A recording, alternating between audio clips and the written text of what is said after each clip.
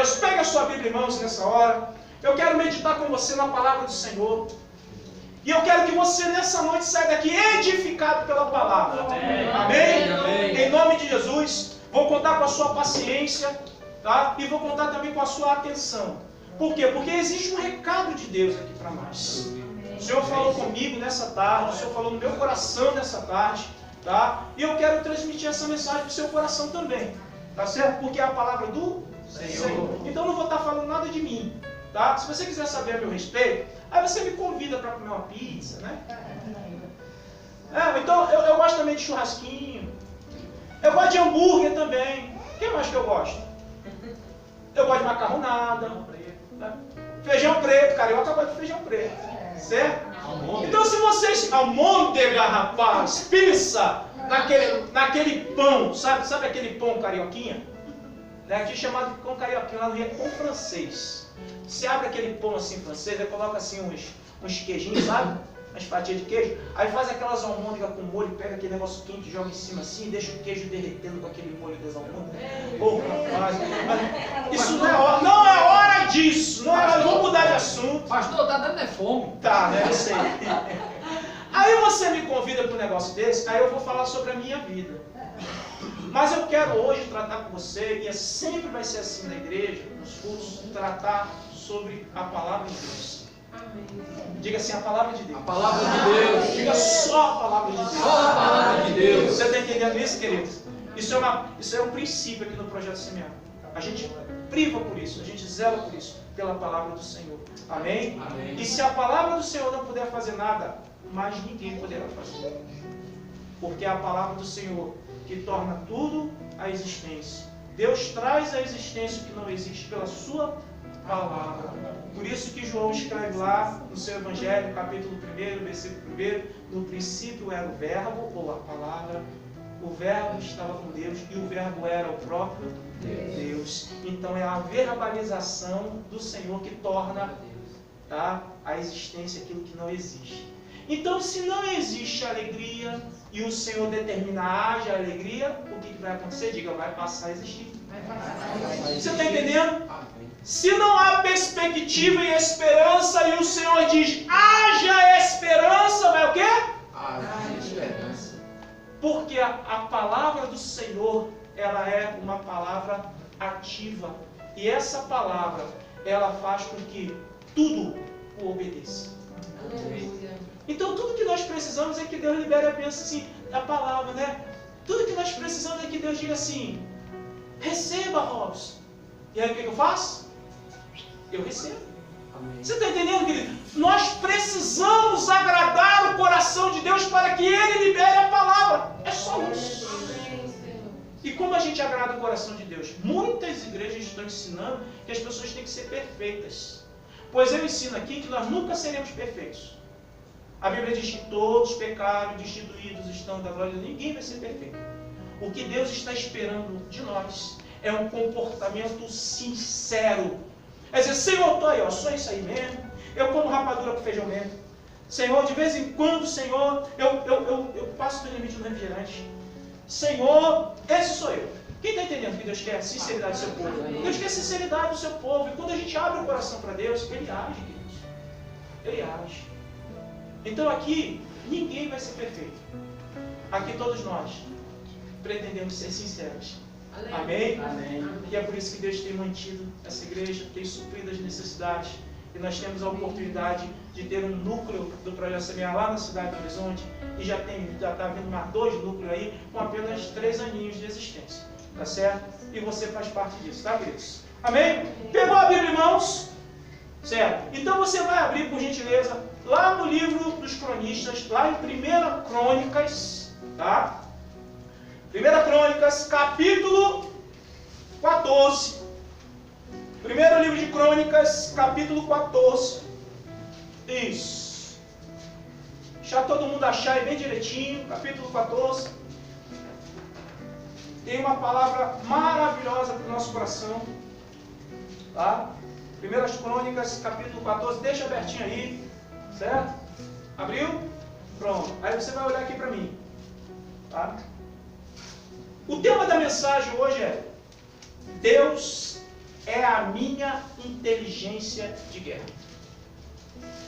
Você pode repetir? Diga: Deus é a minha inteligência de guerra. Se você não sabe, querido, quero fazer a introdução te explicando que nós vivemos em uma guerra. Por mais que não pareça, mas nós estamos bem no meio de uma batalha. Tá? E eu vou citar, tá, alguns combates que existem nessa guerra. Existe o combate entre a carne e o espírito. Você está entendendo? Existe o combate entre a nossa vida espiritual em Deus contra os demônios que querem nos levar para a destruição. Você está entendendo? Existe uma guerra entre o conceito do mundo e a palavra de Deus. E existe uma outra guerra que talvez seja a mais difícil para nós, que é a batalha entre a razão e a emoção. Nós vivemos no meio de um campo de batalha. E são vários aspectos dessa guerra, são vários combates nessa guerra, e nós precisamos de ajuda, sim ou não? Sim. Responda sinceramente, nós damos conta dessa batalha sozinhos, sim ou não? Não damos conta. Nós seremos destruídos em frações de segundo nessa guerra. Porque nós não temos estrutura como humanos para superar essas situações. Nós não temos conhecimento de mundo espiritual. Aliás, a gente nem sabe o que está acontecendo agora no mundo espiritual. A gente definitivamente precisa vencer o sono. Porque não é fácil não. Principalmente na hora da palavra, né? Nós estamos numa guerra. Estamos numa guerra, queridos. A palavra do Senhor, ela vem com relevância para nós. Por quê? Porque a palavra do Senhor vem nos mostrando um Deus que Ele não está apático ao que está acontecendo com a gente. Deus, Ele não é um ser que está isolado. Porque na mente humana vem sempre uma ideia de que Deus é aquele sujeito bem velhinho, de cabelos brancos, de barba branca, sentado numa cadeira de madeira num lugar bem alto. Às vezes você não pensa assim? Não parece até que Deus é assim? Às vezes nós queremos dar forma a Deus. E na verdade a Bíblia ela procura dar forma e sentimentos também a Deus. Na teologia é chamado de antropopatia e antropomorfismo, que é a característica de dar forma a Deus para que a gente compreenda Deus. O que acontece, queridos, é que às vezes parece que Deus ele está apático a tudo que está acontecendo com a gente. Deus está presente e está acompanhando tudo o que acontece conosco. Principalmente nós, que um dia decidimos acreditar em Jesus Cristo como o nosso único e suficiente Salvador. A partir daí existe um cuidado de atenção de Deus para conosco. Amém. Eu quero falar dessa guerra no seguinte aspecto. É que se você resolver lutar essa guerra sozinho, vou dizer o português bem claro, vai se dar mal. Sabe por quê, querido? Porque essa guerra não é travada com força humana. Essa guerra é travada com fé e esperando a ação de Deus. Nós, por muito tempo, temos entendido que precisa funcionar do jeito que a gente quer. Mas Deus o tempo todo na sua palavra está dizendo assim, ó, que Ele é o caminho. Então Ele é o caminho para que a gente trilhe dentro da sua verdade, não da nossa, para alcançar a vida. Quem está entendendo? Quem quer viver nessa batalha? Nós queremos que haja baixas nessa batalha? O problema é que está acontecendo todo dia baixa. Porque as pessoas não estão aprendendo a combater essa guerra, não estão aprendendo a lutar, não estão aprendendo a se utilizar, tá, dos recursos que Deus está querendo nos dar. Tanto que é grande essa guerra, que a palavra do Senhor fala de armadura, sim ou não? Fala de escudo? Fala de espada? Fala de couraça? Vocês estão entendendo, queridos? Então no mundo espiritual existem armas.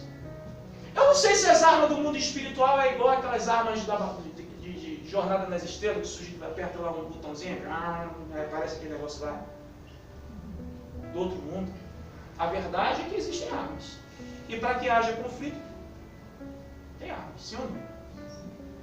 Nós precisamos entender que nós estamos no meio da batalha. E Deus quer nos capacitar a vencer. Eu quero trazer aqui um momento bíblico, onde a palavra nos dá um entendimento de que até as guerras físicas são motivadas pelo mundo espiritual. Até as batalhas terrenas, aquelas que são travadas entre homens, têm uma motivação espiritual por trás. Então a influência espiritual é muito grande. E se nós não considerarmos essa batalha como ela é, nós vamos perder, queridos. E quem é que está aqui para perder? Quem é que está para perder? Levanta a mão. Deixa eu baixar a minha. Diga aqui, eu estou para ganhar. Vou para ganhar. Diga, eu estou aqui para vencer. Eu estou aqui para vencer. Em nome de Jesus. Amém, queridos? Amém. Então, para a gente vencer, precisamos considerar a palavra. Amém? Amém. Eu quero convidar você à leitura do versículo 8, do capítulo 14 de 1 Crônicas. Capítulo 14, tá? 1 Crônicas, capítulo 14. E nós vamos fazer menção do versículo 8, tá? Que diz assim, ó. Ouvindo, pois, os filisteus que Davi fora ungido rei sobre todo Israel, subiram todos para prender Davi. Ouvindo Davi, saiu contra eles. Até aí, por enquanto. Tá? Eu quero contextualizar o assunto bíblico para que a gente possa ver a grandeza de Deus que está nesse texto. Nesse momento, é exatamente o momento onde Davi assume o reino. É onde Davi é empossado rei. Davi se tornou rei nesse momento. E quando ele se torna rei, há uma fúria muito grande de um povo chamado Filisteu. Eles ficaram revoltados porque Davi assumiu o reino de Israel. Por que esses filisteus ficaram revoltados? E é aí que a gente vai ter que voltar um pouquinho, tá certo? Para a gente poder compreender todo esse momento, tá? E eu quero falar sobre 3 aspectos, ou 3 motivos para que esses filisteus estivessem com raiva de Davi, com muita fúria, principalmente agora em ele ter assumido o governo dessa nação. O primeiro aspecto dos filisteus estarem com raiva de Davi assumir como rei de Israel é que eles não sabiam o que é unção. É um povo pagão, é um povo de cultura diferente, é um povo que não tinha noção do que Deus fez com essa nação de Israel, dos princípios que Deus estabeleceu e das promessas. Os filisteus não sabiam o que era unção. Tá? Assim como existem muitas pessoas aqui, não é? Que estão ao nosso redor que não sabem o que é unção. Não é verdade? Existem até muitos crentes que não sabem o que é unção. Muita gente acha que unção é erro de português. Porque um é e 2 são. Mas não é um erro de português unção. Tá? Unção é outra coisa. Além deles não saberem o que era a unção, eles também não sabiam que Davi era ungido. Vocês estão entendendo esse princípio? Porque a unção, querido, resumidamente significa aquela pessoa que Deus separou. Aquela pessoa que Deus escolheu. Você está entendendo? Unção é derramada sobre a vida de alguém que Deus escolheu para viver alguma coisa sobrenatural. Você entende?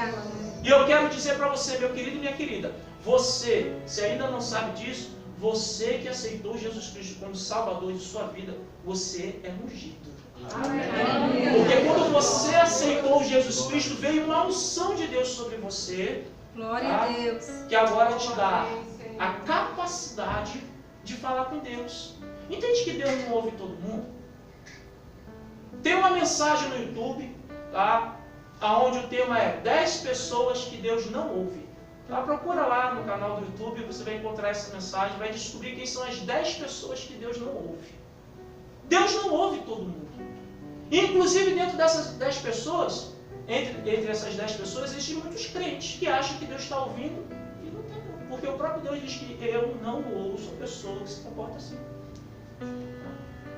Então a unção significa que Deus escolheu uma pessoa para que essa pessoa viva uma vida especial, uma vida sobrenatural, uma vida de grandeza de Deus, para exemplificar aos outros homens que é um Deus poderoso no céu e que se relaciona e que muda a história e que abençoa. Entende para que era a vida de Davi? A vida de Davi foi para que ficasse registrado tudo isso aqui, para que hoje, nós aqui no século 21, queridos, pudéssemos estar nos regozijando do agir de Deus lá no passado. E como Deus agiu no passado, Ele age hoje. Porque está aí um dos atributos de Deus, é a imutabilidade. Deus não muda. Se Ele foi poderoso para agir abrindo o mar vermelho, Ele é poderoso para agir na nossa vida hoje. Se Ele foi poderoso lá para fazer o sol parar e dar vitória ao seu povo, Ele é poderoso para fazer o sol parar hoje. Porque Deus não muda. Ele permanece mesmo. Mas quem tem mudado? Quem tem mudado é a humanidade. Porque a humanidade não tem se comportado como Deus está querendo para ver o sobrenatural. Davi, ele foi ungido para ser rei. Entende? E ele era um menino. Ele era um menino. Era um adolescente. Como adolescente, ele tinha uma função dentro do lar. Hoje é engraçado, né, que os pais não gostam de dar trabalho para os filhos dentro de casa, né? Os filhos ficam com a vida muito ociosa, inclusive filhos de crente, né? Davi, ele tinha a função dele lá. Ele apacentava as ovelhas da família. Você está entendendo isso, querido? A Bíblia nos ensina o tempo todo. O fato é que Deus manda um profeta lá, na casa de Jessé, pai de Davi. E chega o momento da unção de Davi. Davi é ungido. E aí, a vida de Davi começa a mudar por completo. A ponto dele levar comida para os seus irmãos que estavam no fronte de batalha. E era uma batalha que tinha características espirituais. E ele vê um grandalhão lá no fronte de batalha, afrontando o povo de Deus. Quem é que vai vir aqui, ó, lutar comigo? Quem é que lembra do nome desse grandalhão? Muito bem. O grandalhão Golias. Para quem não sabe, aquele grandalhão Golias, ele era príncipe, ele era filho de rei. Então ele não era qualquer pessoa. Não era qualquer pessoa.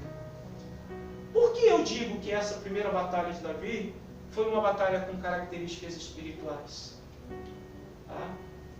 Porque ele vai à luta contra esse gigante. Ele ganha ou ele perde? Ele ganha. E quando ele ganha, as mulheres de Israel se reúnem, tá? E lá em 1 Samuel, no capítulo 18, 1 Samuel, capítulo 18, a partir do versículo 6, quando Davi ganha esse gigantão e mata o gigantão e acaba com a afronta contra o povo de Deus, essas mulheres de Israel se reúnem. 1 Samuel capítulo 18, a partir do verso 6, diz assim, ó: sucedeu, porém, que vindo Saul e seu exército, e voltando também Davi de ferir os filisteus, as mulheres de todas as cidades, olha, de todas as cidades de Israel, saíram ao encontro do rei Saul, cantando e dançando. E diz assim, com tambores, com júbilo e com instrumento de música. O verso 7 diz assim: as mulheres se alegravam e cantando alternadamente diziam: Saul feriu os seus milhares. Era uma música, viu, queridos? Porém Davi, os seus 10 milhares. Era uma música. Eu não sei como canta essa música, mas eu sei que as mulheres estavam cantando e alternadamente fizeram coro. Saul venceu os seus milhares e Davi os seus 10 milhares. Saul venceu os seus milhares e Davi os seus 10 milhares. E Saul venceu os seus milhares e Davi os seus 10 milhares. E foi essa música que levou Davi para viver o momento mais difícil da sua história. Uma música. O texto continua dizendo assim, ó, versículo 8. Então Saul se indignou muito. Saul era o rei de Israel. Pois estas palavras lhes desagradaram em extremo. Ou seja, ele ficou aborrecido e muito aborrecido. Tá? E o texto diz assim, ele diz, 10 milhares deram a Davi, e a mim somente milhares. Olha que besteira, queridos. Você entende como o ser humano, ele se aborrece com besteira? O bravo é que essas besteiras que a gente caça para se aborrecer, leva, queridos, a uma situação tão difícil. Já viu casais que brigam por causa de escova de dente? Já viu que há amiguinhos na escola que brigam por causa de um lápis de cor? Já viu irmãos na igreja que brigam por causa de uma oportunidade? Quem está entendendo? Nós temos um coração tão duro, queridos, que às vezes deixamos Satanás entrar no nosso coração para atrapalhar o nosso bom momento. Tem hora que a gente tem que enrolar a língua. Ó, mas não é aquele bichinho que fica enrolado assim, ó, e a gente assopra. Então olha o que a gente tem que fazer com a língua, ó.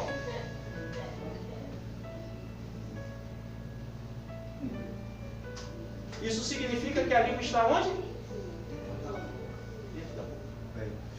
Porque às vezes a gente perde a oportunidade de ficar calado. Estou falando besteira? A gente calado está tudo bem.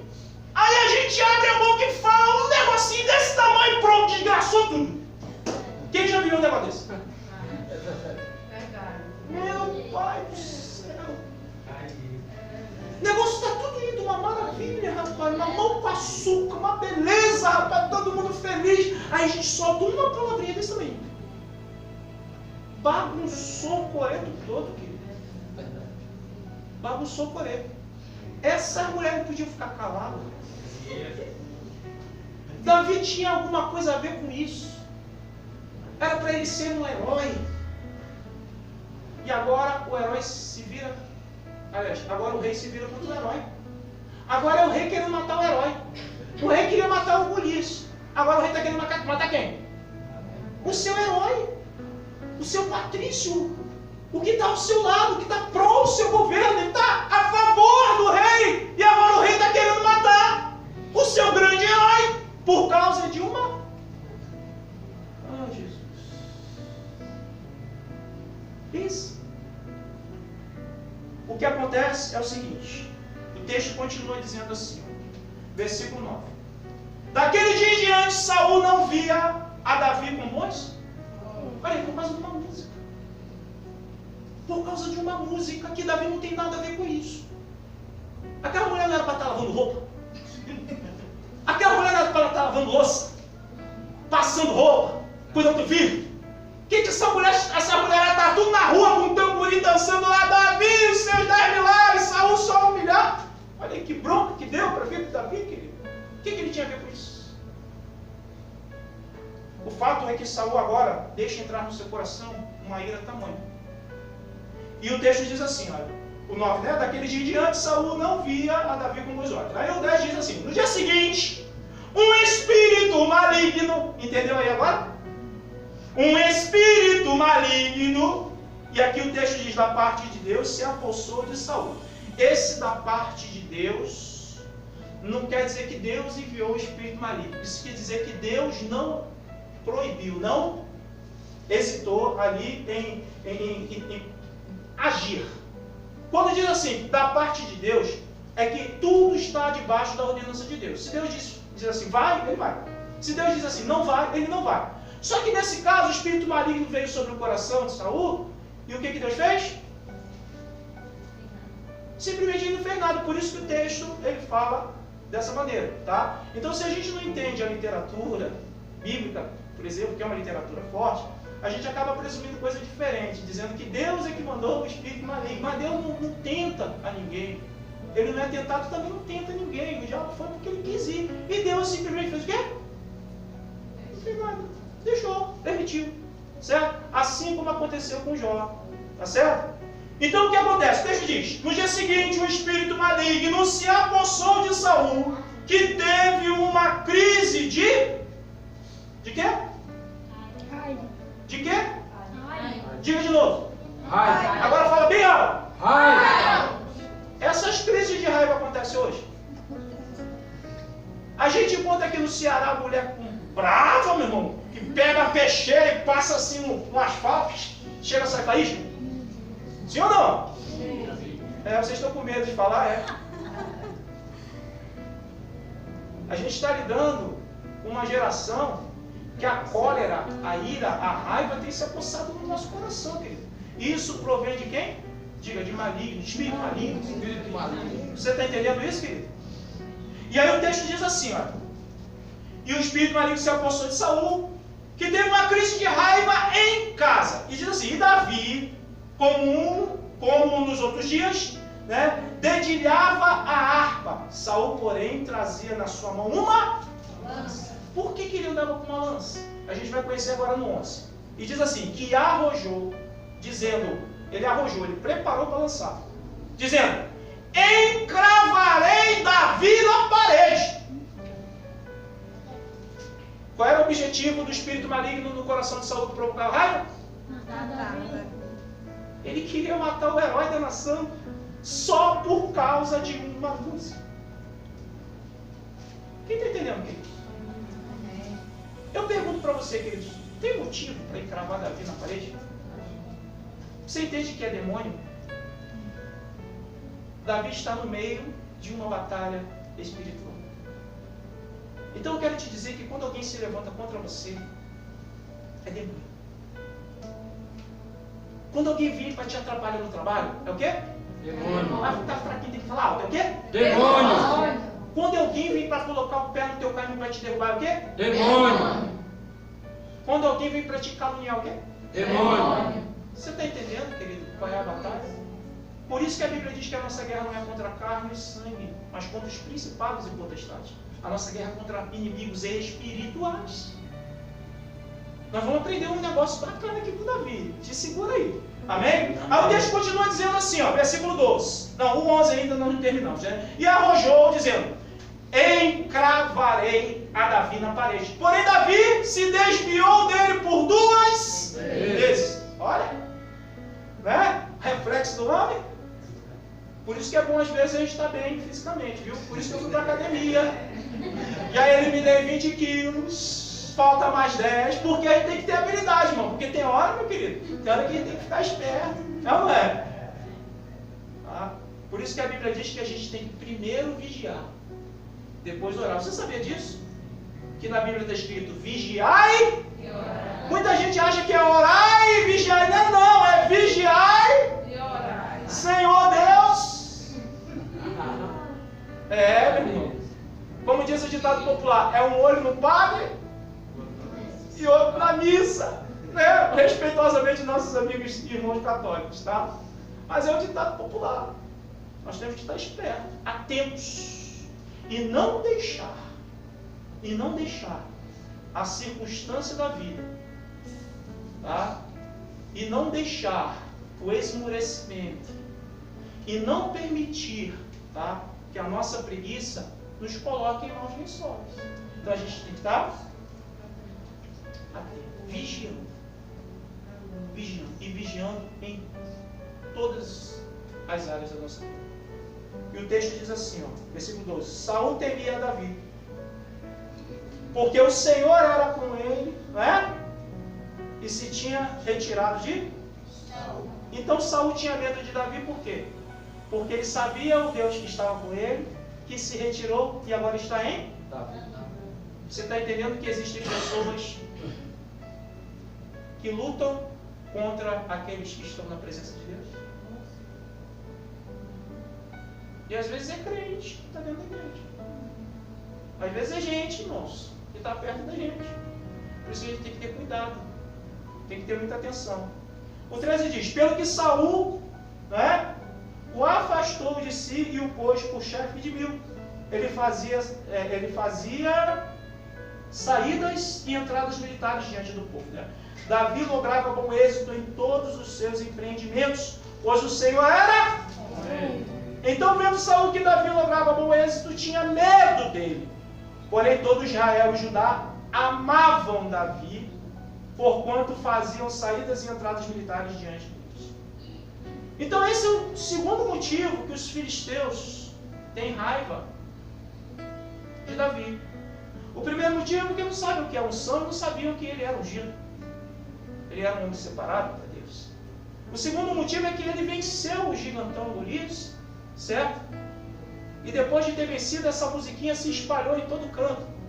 Porque teve um certo momento que Davi estava lá no meio dos filisteus e alguém falou para o rei, ó rei, esse aí é o cara que as mulheres lá de Israel cantavam assim, ó. Saul venceu os seus milhares e esse aí o Senhor vai milhares. Você acredita que os próprios filisteus conheciam a música? É que a música ficou famosa. Mais famosa do que o Tra-Tra-Tra, que fez aí sucesso aí. Querido.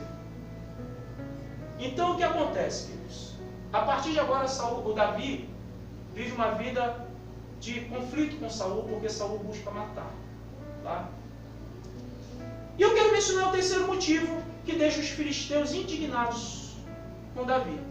O terceiro motivo acontece lá no capítulo 18. Desculpa, no capítulo 21. É só passar um pouquinho mais para frente aí, 1 Samuel, capítulo 21. No versículo 10. Capítulo 21, a partir do versículo 10. Tá? Então, recapitulando aqui, para você poder situar. Primeiro motivo que os filisteus têm raiva de Davi, quando ele assumiu o reino, é porque eles não entendiam nada de unção. E não sabiam que Davi era ungido. Segundo, que Davi venceu lá o gigantão. Sim ou não? Venceu o príncipe deles lá.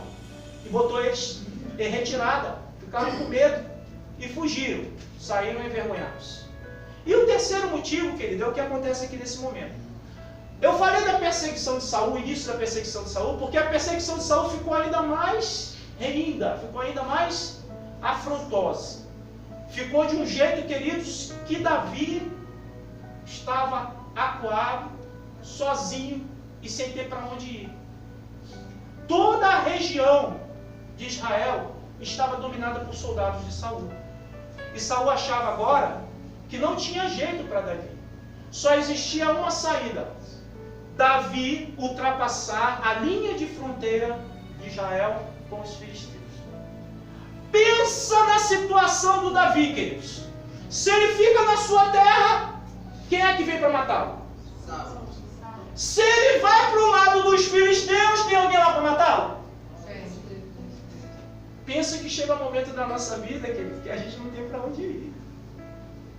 Lá no Rio diz, a chapa esquenta. O bagulho fica doido. Isso é linguagem carioca, tá? E aí a gente fica perdido, sem saber o que fazer.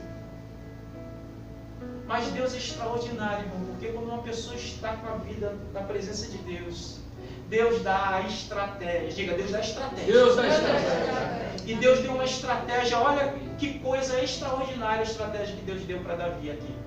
Ele acuado, só tinha a fronteira para ele atravessar, e o texto diz assim, ó, versículo 10. 1 Samuel, capítulo 21, versículo 10 diz, levantou-se Davi, naquele dia, e fugiu de diante de Saul e foi para Aques, rei de Gade. Então significa que ele ultrapassou a fronteira para os filisteus.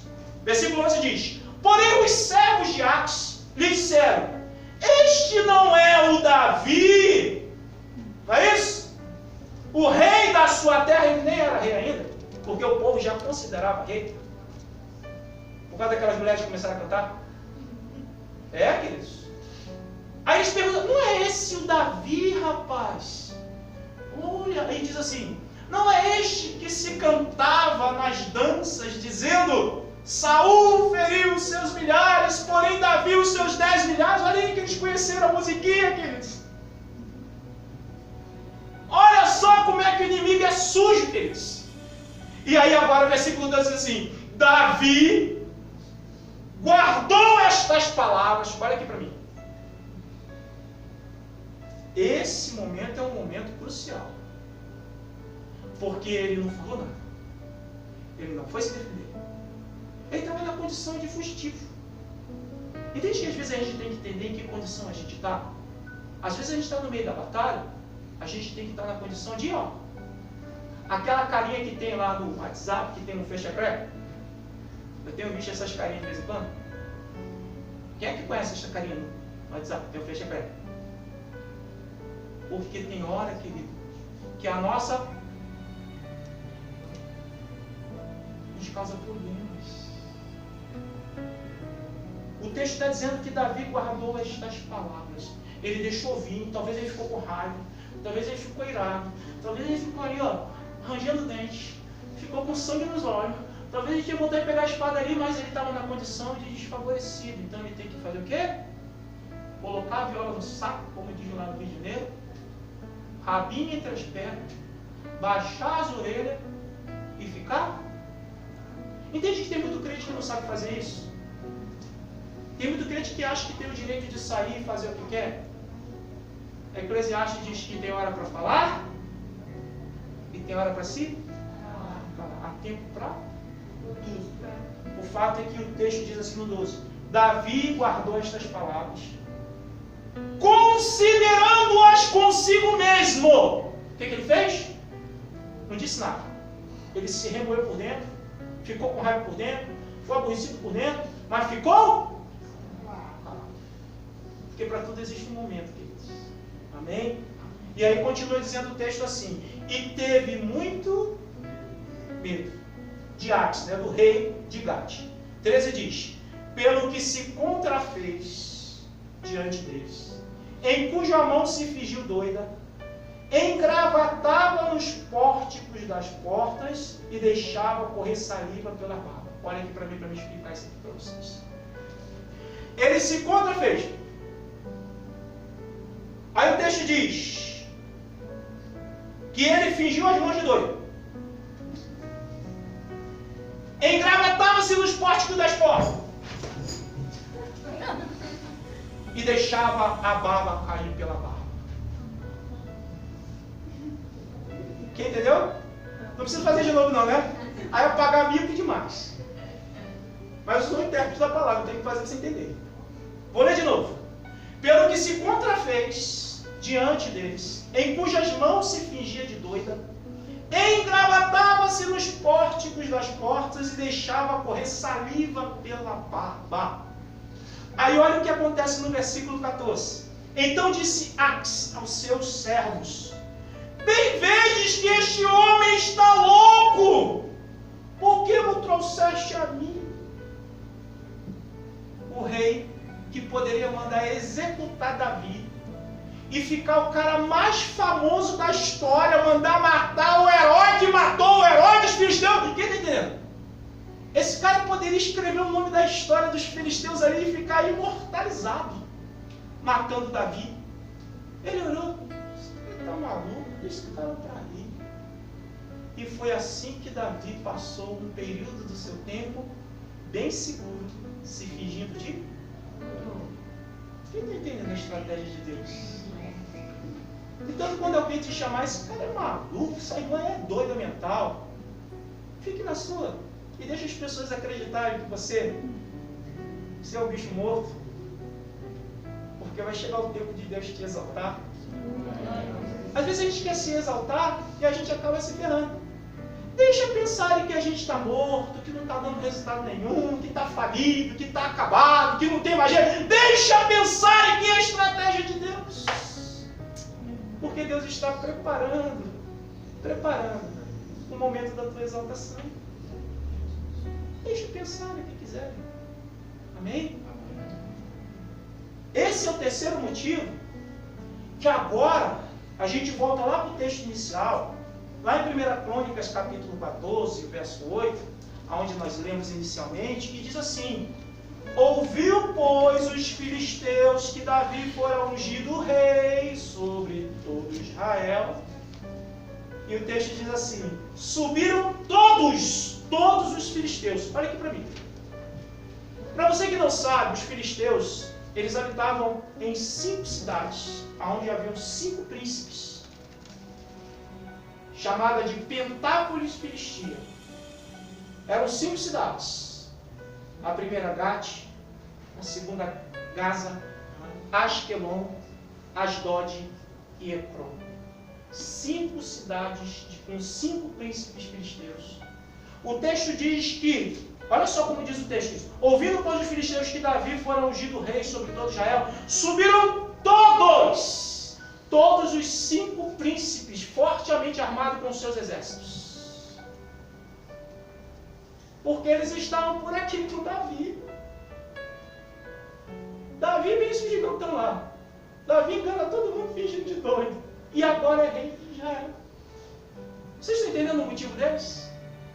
O texto continua dizendo assim: mas vieram os filisteus a investir, né? E investiram contra ele no vale de Refaim. Versículo 10 diz: então Davi consultou a Deus. Olha aqui para mim. Davi é rei, comanda as forças militares de Israel. Se você não sabe, hoje é uma das mais respeitadas do mundo. A tecnologia de Israel é ser igual. Se você não sabe, foi Israel que criou o firewall. Eles vendem o firewall para o mundo todo. Esse programa que protege Israel hoje é uma potência calada, quieta, no cantinho dela. Eu tenho um vídeo falando sobre Israel lá no YouTube e um depoimento do seu primeiro-ministro. Assista, vocês vão ver o que ele diz sobre Israel, dizendo para a ONU os respeitar mais por quem eles são. É um negócio extraordinário, é uma declaração na ONU do seu primeiro-ministro. Davi agora é rei, comandante das forças militares de Israel, comandante das forças sacerdotais do reino dos céus, porque é a única nação que detinha a graça de Deus sobre ela. Ele podia sair para a luta, sim ou não? Podia ou não podia? Olha a humildade desse homem, queridos. Ele desconsiderou a capacidade bélica da sua nação. Ele desconsiderou, queridos, a sua experiência de batalha. Ele desconsiderou os seus conselheiros, porque todo rei tem seus conselheiros. E ele resolveu consultar o Senhor. Entende que às vezes na nossa vida a gente perde por consultar as pessoas erradas? Diga assim: eu preciso consultar o Senhor. E só o Senhor. Para que eu possa vencer. Você está entendendo isso, queridos? O texto diz assim: então Davi consultou a Deus, versículo 10, dizendo: subirei contra os filisteus. Ele faz uma pergunta do Senhor: entregar-me-ás nas minhas mãos? E responde o Senhor assim: sobe, porque eu os entregarei nas tuas mãos. Pensa numa palavra de vitória. Você é vencedor antes de lutar. Imagina, querido, você é lutador de MMA. Aí você vê o teu adversário, 5 metros de altura, 3 de largura. O músculo do cara fica pulando assim, e ele fica fazendo o músculo pular na tua frente. E você é franzininho, pequeno, olha que negócio, meu Deus, como é que vai ser? Aí você: Senhor, eu vou lutar com ele. Tu vai me entregar ele nas minhas mãos? Eu vou vencer. Aí vem a mão do céu: vai que eu vou te entregar ele nas tuas mãos. Aí o cara cresce ou não cresce? Você está entendendo o que é Deus na nossa vida? Aleluia. O tema da nossa mensagem é: Deus é a minha inteligência de guerra. Deus é o meu pentágono. Você precisa colocar isso na tua cabeça, querido. Deus é o teu pentágono. É Ele que dá a estratégia de vai por aqui, vai por ali, não vai, recua, avança, faz isso, faz aquilo. Deus é o nosso pentágono. Aleluia. O crente não faz aquilo que dá na telha, o crente faz aquilo que Deus manda para vencer. Davi consulta a Deus. Versículo 11 diz assim: subiu Davi a Baal-Perazim, ali os derrotou e disse, Deus, por meu intermédio, rompeu as fileiras inimigas diante de mim, como quem rompe águas. Por isso chamou o nome daquele lugar Baal Perazim. Versículo 12 diz: ali deixaram os seus e ordenou Davi que se... Olha, Davi pegou os deuses dele lá, porque eles raparam fora, e mandou queimar tudinho. Por quê? Porque Davi entendia que só há um Deus. O Deus que nós servimos, o Deus da igreja. Davi venceu? Mas a história para aí, o melhor de Deus ainda está por vir. Aguenta a mão aí. Olha o que acontece aqui adiante. Versículo 13. Versículo 14. De novo, Davi consulta a Deus. Né? Não, versículo 13. Porém, os filisteus tornaram, não é isso? E fizeram uma investida no vale. Ou seja, eles voltaram agora para lutar de novo. Quem está pensando que o diabo desiste? O diabo não desiste disso. Aí vieram de novo para lutar. Aí o versículo 14 diz: de novo Davi consultou. Entende o que é dependência de Deus, queridos? E diz assim: e este lhe respondeu: não subirás. Opa, mudou alguma coisa, sim ou não? Deus falou, vai contra eles, e agora está dizendo, não subirás. Entende que as estratégias do mal, elas mudam, elas variam? E se a gente não está antenado no nosso pentágono dos céus, a gente se estreba porque acha que o diabo vai vir com a mesma artimanha e ele vem com outra. Entende que o inimigo é cheio de astúcia, e se Deus não estiver nos avisando, ó, dessa vez não é assim, dessa vez é desse jeito. Ó, dessa vez não é com oração, dessa vez é ficar calado. Ó, dessa vez não é ungindo, mas é clamando o Salmo 91. Então, se Deus não der a estratégia, a gente perde, querido. Deus diz para Davi agora, não vai, não suba. E ele diz, pois eles, né? Após eles, não suba após eles, mas rodeai por detrás deles. Dando a estratégia, olha aí. É ou não é o pentágono dos céus? Rodeai por detrás deles. E atacai-os por defronte das amoreiras. Olha aqui para mim. Deus sabe por onde o inimigo está vindo? A gente vê. Então o pentágono tem que dizer, o inimigo está vindo nessa direção. Porque ele tem infravermelho. Deus tem sensor, né? Daqueles sensores de calor humano. Já viu aquelas tecnologias? Deus tem tudo isso aí, queridos. Aleluia. Deus sabe por onde o inimigo está vindo. Não é? Deus tem drones sobrevoando os inimigos. Ah, o nosso Deus é o nosso pentágono. Aleluia. E Deus diz para Davi agora, não vai por aí agora não. Agora você vai por aqui, vai dar a volta. Vai chegar lá onde tem as amoreiras e vai ficar ali, de frente às amoreiras, porque eles vão vir de frente para vocês. Mas o que Deus fala para ele agora aqui, querido, isso aqui é de outro. É de outro mundo isso aqui, querido. Olha o que a Bíblia está dizendo, queridos, agora. Versículo 15. E há de ser que ouvindo tu um estrondo de marcha pela copa das amoreiras, então saí a peleja, porque Deus saiu diante de ti a ferir os exércitos dos filisteus. Deixa eu te explicar isso aqui. Deus está dizendo para Davi, fica com seus soldados aqui de frente para as amoreiras. Vai ficar quietinho, todo mundo caladinho, quietinho, só ouvindo. E Deus diz, quando ouvires um barulho de marcha na copa das amoreiras, eles iriam ouvir um exército marchando por cima das árvores. Olha o que o texto está dizendo, versículo 15. E há de ser que ouvindo tu um estrondo de marcha, não era de poucos soldados, um estrondo de marcha, e o texto diz, pela copa das amoreiras, eles iriam ouvir a marcha de um grande exército marchando por cima das amoreiras, e ele diz assim, aí você ataca, porque eu já tenho vencido os filisteus. Aleluia. Queridos, essa guerra é uma guerra espiritual, que Deus enviou um exército dos céus para lutar junto com o homem de Deus. Meu Deus, nós temos que estar ligados no nosso pentágono. Eu não sei se você está entendendo por que tem muito crente perdendo, queridos. O princípio de ligação com o Senhor. O princípio de ligação com o Pai.